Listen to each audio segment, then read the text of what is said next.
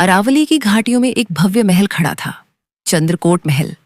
चमकदार संगमरमर से बना यह महल दूर से चांदी जैसा दमकता, पर उसके पास जाने की किसी में हिम्मत न थी। गांव वाले कहते, उस महल पर एक पुराना शाप है। वहां प्रेम करने वाले कभी जीवित नहीं लौटते, उनकी आत्माएं वहीं कैद हो जाती है। महल की खिड़कियों से रात को रोशनी झलकती और वीणा की धुन सुनाई देती, परंतु जब कोई भीतर जाता तो वापस नहीं आता। राज्य की राजकुमारी रत्नावली अपने सौंदर्य के लिए दूर दूर तक प्रसिद्ध थी। उसकी आंखें कमल जैसी, बाल घने बादलों जैसे और आवाज में ऐसी मिठास कि सुनने वाला मदहोश हो जाए। राजमहल में वैभव था, पर राजकुमारी का मन एक अजीब अकेलेपन में डूबा रहता। उसके हृदय की गहराइयों में प्रेम की प्यास थी। काश कोई मुझे रत्नावली नहीं, बल्कि बस एक साधारण लड़की समझकर प्यार करे। राजधानी से दूर एक गांव में अभिराम नाम का युवक रहता था। वह साधारण किसान का बेटा था, और उसका हृदय बहुत बड़ा था। उसकी सबसे बड़ी ताकत उसका संगीत था। वह बांसुरी बजाता और उसकी धुन सुनकर पक्षी भी ठहर जाते। एक दिन किस्मत ने ऐसा खेल खेला कि अभिराम राजमहल के बगीचे में पहुंच गया। वहां उसकी मुलाकात राजकुमारी रत्नावली से हुई।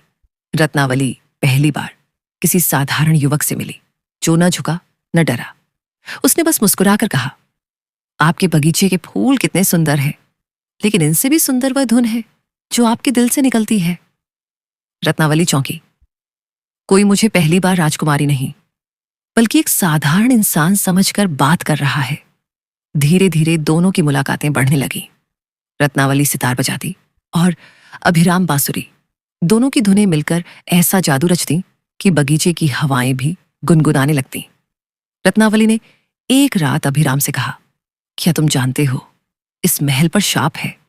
यहां जिसने भी प्रेम किया वह पत्थर बन गया। अभिराम ने उसकी आंखों में गहराई से देखा। अगर सच्चा प्रेम पत्थर बना देता है, तो मैं भी पत्थर बनना स्वीकार करता हूं। रत्नावली के दिल में हलचल मच गई। पहली बार उसे ऐसा प्रेम मिला जो बिना किसी स्वार्थ के था। रहस्य की गूंज एक पूर्णिमा की रात, जब वे गुप्त रूप से महल के खंडहर वाले हिस्से में मिले। अचानक दीवारें कांप उठीं। पुरानी मूर्तियों की आंखों से लाल रोशनी चमकी और हवा में गूंजी एक भारी आवाज, प्रेम यहां निषिद्ध है। जो भी इस महल में प्रेम करेगा वह सदा के लिए पत्थर बन जाएगा। ठीक वैसे ही जैसे ये सब मूर्तियां। रत्नावली डरकर अभिराम से लिपट गई। उसकी धड़कनें तेज थीं। अभिराम ने उसका हाथ कसकर थाम लिया। डर मत, अगर यह महल शापित है तो हमारा प्रेम ही इसे तोड़ेगा। परंतु मूर्तियों की आंखों में उस समय आंसू झिलमिला रहे थे, जैसे वे सब अधूरे प्रेम की गवाही दे रही हों। पत्थर की मूर्तियों के बीच चलते हुए अभिराम और रत्नावली ने एक अजीब बात देखी। कुछ मूर्तियों की आंखों से सचमुच आंसू बह रहे थे।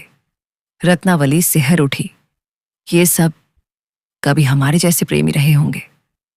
अभिराम ने धीरे से कहा, हां, लेकिन उनका प्रेम अधूरा रह गया। शायद इसलिए ये पत्थर बने। हम इन्हें गवाही देंगे कि प्रेम अमर होता है। इतना कहते ही अचानक एक मूर्ति का हाथ धीरे से हिला। जमीन हिली और वहां एक गुप्त दरवाजा खुल गया। अंदर जाने वाली सीढ़ियां दिखाई दी। रत्नावली ने साहस किया और मशाल उठाकर आगे बढ़ी। अभिराम उसके पीछे पीछे था। सीढ़ियां गहरी अंधेरी सुरंग में ले जाती थीं। दीवारों पर बनी नक्काशियों में अलग अलग प्रेम कहानियां दिखाई देती थीं। किसी में प्रेमी युद्ध में गिरा, किसी में वचन अधूरा रह गया। हर चित्र अधूरे मिलन की वेदना कह रहा था। रत्नावली की आंखें नम हो गईं। क्या हमारा अंत भी ऐसा ही होगा? अभिराम ने उसका हाथ थाम लिया। नहीं, हम इस शाप को तोड़ेंगे। सीढ़ियों का अंत एक विशाल गोल कक्ष में हुआ। कक्ष के बीचों बीच अग्नि का एक अद्भुत चक्र जल रहा था। उस अग्नि से लाल आभा पूरे कक्ष में फैली हुई थी। अचानक वही भारी आवाज गूंजी, जो भी इस शाप को तोड़ना चाहता है उसे इस अग्नि से होकर गुजरना होगा। सिर्फ सच्चे प्रेमी ही इस अग्नि की परीक्षा सह पाएंगे। अगर मन में छल या स्वार्थ हुआ तो दोनों यहीं भस्म हो जाएंगे। रत्नावली ने कांपते हाथों से अभिराम का हाथ कसकर थाम लिया। उसकी आंखों में डर भी था और विश्वास भी। अगर साथ है तो आग भी हमें रोक नहीं सकती। अभिराम ने उसकी ओर देख मुस्कुराया।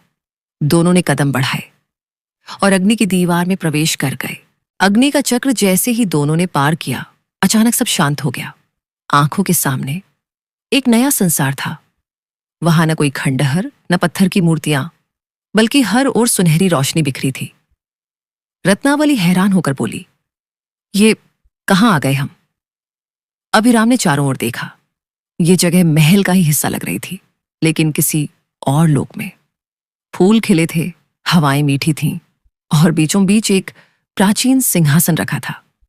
सिंहासन पर बैठा एक पुरुष दिखाई दिया। उसका चेहरा गंभीर और आंखों में अग्नि सी चमक थी। उसने कहा, मैं इस महल का अंतिम राजा हूं, और यही वो स्थान है जहां प्रेम का शाप जन्मा था। रत्नावली और अभिराम एक दूसरे को देखते रह गए। राजा ने आगे कहा, मेरी रानी ने किसी और से प्रेम किया था। क्रोध में मैंने उसे शाप दिया कि इस महल में जो भी प्रेम करेगा वह अधूरा रह जाएगा। लेकिन मृत्यु के बाद मुझे एहसास हुआ कि मैंने सबसे बड़ा पाप किया। अब इस शाप को सिर्फ वही प्रेमी तोड़ सकते हैं जो आग की परीक्षा पार कर ले। अभिराम आगे बढ़ा, तो बताइए, हमें क्या करना होगा? राजा ने गहरी सांस ली। तुम्हें अपनी आत्मा का अंश एक दूसरे को अर्पित करना होगा। अगर तुम्हारा प्रेम सच्चा है तो आत्माएं मिल जाएंगी, लेकिन अगर जरा भी संदेह हुआ तो तुम दोनों यहीं हमेशा के लिए कैद हो जाओगे। रत्नावली का दिल तेजी से धड़कने लगा। उसने अभिराम का चेहरा देखा। उसकी आंखों में भय नहीं था, केवल दृढ़ता थी। मैं तैयार हूं, रत्नावली ने धीरे से कहा। अभिराम ने उसका हाथ थाम लिया। मैं भी, चाहे जो हो। और दोनों ने आंखें मूंदकर अपने दिल की गहराई से एक दूसरे को पुकारा। राज सिंहासन पर बैठे राजा ने गहरी सांस ली। उसकी आंखों में पीड़ा और अग्नि दोनों झलक रही थीं। मैं इस महल का अंतिम राजा हूं। सदियों पहले मैंने भी प्रेम किया था, पर मेरा प्रेम अपूर्ण रहा। रत्नावली और अभिराम स्तब्ध होकर सुनते रहे। राजा ने आगे कहा, मैंने एक साधारण कन्या से प्रेम किया। वह मेरे लिए सब कुछ थी, परंतु राजसभा ने उसे स्वीकार नहीं किया। मेरे अहंकार और राजधर्म ने मुझे रोक दिया और मैंने उसे अकेला छोड़ दिया। उसका हृदय टूट गया। वह मृत्यु को प्राप्त हुई और उसकी अंतिम चीख इस महल पर शाप बनकर छा गई। तब से यहां जो भी प्रेम करता है वह पत्थर बन जाता है, क्योंकि अधूरे प्रेम की पीड़ा ने इस स्थान को बांध लिया है। राजा की आंखों से आंसू बहने लगे। उसने कांपते स्वर में कहा, लेकिन तुम दोनों, तुम्हारा प्रेम सच्चा है। तुमने अग्नि की दीवार पार की। शायद अब समय आ गया है कि यह शाप टूटे। रत्नावली ने अभिराम का हाथ और कसकर थाम लिया। उसकी आंखों में आशा की चमक थी। तो हमें क्या करना होगा महाराज? राजा ने उनकी ओर गंभीर नजरों से देखा। तुम दोनों को वह करना होगा जो मैं न कर सका, अपने प्रेम के लिए सब कुछ त्याग देना। अगर तुम्हारा प्रेम बलिदान झेल गया तो यह शाप हमेशा के लिए समाप्त हो जाएगा।